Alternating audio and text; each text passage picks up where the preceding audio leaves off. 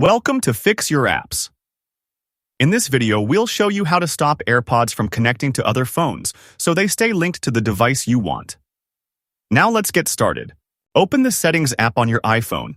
It's the gear icon usually found on your home screen. Scroll down and tap Bluetooth. This opens a list of all Bluetooth devices your iPhone has connected to. Make sure your Airpods are connected.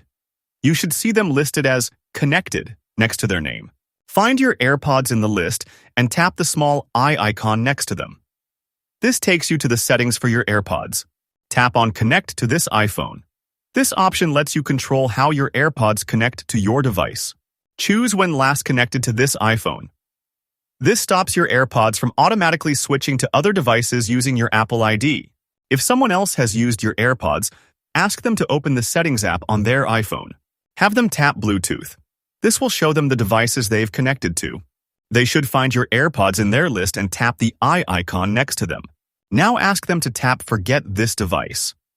This removes your Airpods from their Bluetooth memory. Once they confirm, your Airpods won't automatically reconnect to their iPhone again. Thanks for watching, and don't forget to subscribe to Fix Your Apps for more helpful tips.